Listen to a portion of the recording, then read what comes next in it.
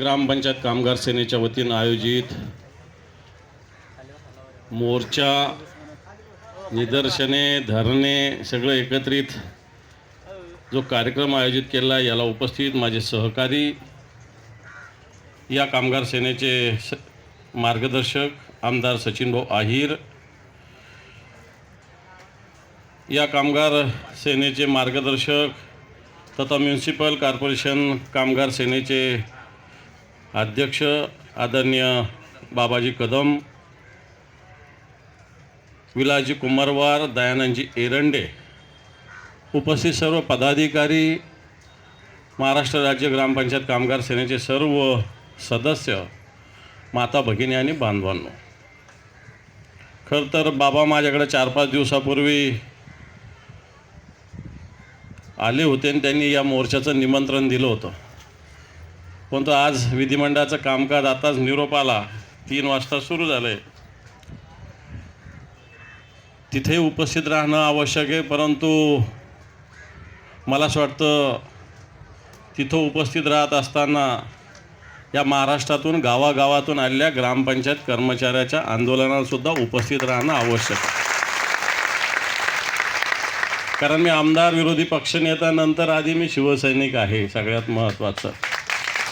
आणि मला असं वाटतं शिवसैनिक अशा आंदोलनं, अशा सगळ्या विषयात सगळ्यात आधी हिरिरीनं सहभाग घेत असतो. आजचं हे आंदोलन आहे ग्रामपंचायत कामगारांच्या वतीनं. मला असं वाटतं ग्रामपंचायत कामगार हा अतिशय महत्त्वाचा घटक आहे. तुम्ही आता वेगवेगळे काम सांगितले सचिन भाऊ, पण मी एकच काम सांगेल, जन्माची नोंदसुद्धा कामगार करतो ग्रामपंचायत आणि मृत्यूची नोंदसुद्धा तो करतो. बरोबर आहे का नाही? आणि ग्रामपंचायतीच्या जवळपास 63-64 योजना आहे. या सगळ्या योजनेची अंमलबजावणी सरपंच तर नुसता आदेश देतो, ग्रामसेवक पण आदेश देतो, परंतु त्याची अंमलबजावणी या कामगाराला करावं लागत असते. कारण मी अनेक ग्रामपंचायतीत जात असतो, मग कुठे शिपाई असतो, कुठे सफाई कामगार असतो, कुठं क्लर्क असतो. पगार विचारला तर मला असं वाटत नाही खूप जणाला फार काही पगार, 2-2 हजारसुद्धा पगार मिळतो, 1000-1500सुद्धा मिळतो काही जणांना. कारण एक चुकीची अट आहे की वसुली जेवढी होईल तेवढी, तिच्या टक्क्यामध्ये, तिच्या प्रमाणामध्ये. टक्के शब्द चुकीचा आहे, टक्के सरकारला लागू आहे, आपल्याला नाही लागू तो. त्यामुळे त्याच्या प्रमाणात आपल्याला पगार मिळतो. आता सरकारला नेहमीच ते टक्के दिसतात, ते त्यांनी ग्रामपंचायत कामगारांना लागू केलं आहे. मला असं वाटतं ग्रामपंचायत कामगारांना आपली मागणी काही असेल बाबा, नगरपालिकेच्या कामगारासारखी असेल, नाही तर जिल्हा परिषदेच्या कामगारासारखी असेल, पण मी सगळ्यात आधी किमान वेतन दिलं पाहिजे, एवढं तरी काम सरकारने केलं पाहिजे असं माझं मत. ठीक आहे, जिल्हा परिषद कर्मचाऱ्या इतकं, नगरपालिकेच्या कर्मचाऱ्या इतकं मिळेल त्यावेळेस मिळेल, पण तो किमान वेतन तर तो कायदाच आहे, त्याच्यात तर आपल्याला दिलंच पाहिजे. आणि म्हणून मला असं वाटतं मी सगळ्यात आधी जो राज्याचा ग्रामविकास मंत्री आहे यांच्याशी बोलून निश्चित सगळ्यात आधी बैठकीला तर सुरुवात आपण करू. मग तो प्रश्न सुटेल त्यावेळेस आपलं सरकार या महाराष्ट्रात आलेलं असेल, हेही तुम्हाला सांगतो. परंतु आताच्या सरकारला किमान या प्रश्नाची जाणीव असली पाहिजे. परंतु त्यांना या ग्रामपंचायत कामगाराची किती काळजी मला माहिती नाही, परंतु ग्रामपंचायतच्या कामगारांनी सकाळी चावी उलटी फिरवली ना, पाणी इकडचं तिकडं तो करू शकतो, लक्षात ठेवा.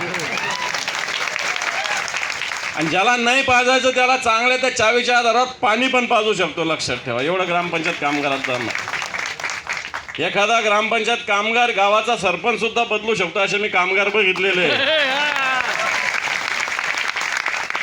बरोबर आहे का नाही? चावी असते तुमच्या हातात चांगल्या पद्धतीने.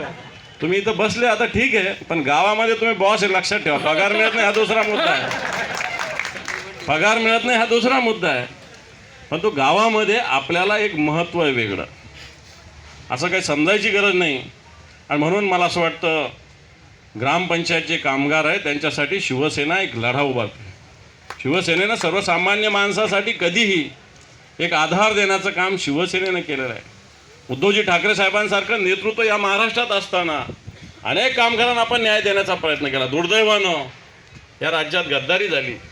पण तुम्हाला असं वाटतं येणार काळात खुद्दारीचं सरकार पुन्हा एकदा येईल, आपल्या सगळ्यांचा आशीर्वाद असला पाहिजे. पण तो हा ग्रामपंचायत कामगार या महाराष्ट्रामध्ये जवळपास 25,000 ग्रामपंचायती आहे, 60-70 हजार ग्रामपंचायतीचे कामगार आहेत. म्हटलं हा विषय सरकारला सिरियस घ्यावा लागेल. या 60,000 लोकांनी ठरवलं होतं एकेका गावामध्ये एक मतसुद्धा सरकारला मिळणार नाही, अशा प्रकारची स्थिती आपली आहे. आणि मग मी तुम्हाला सांगेल, तुमच्या मागे आम्ही खंबीरपणे उभा आहोत. निश्चित येणाऱ्या आठवड्याभरात या ग्रामविकास मंत्र्याशी चर्चा आपण करू, चर्चा घडून आणू.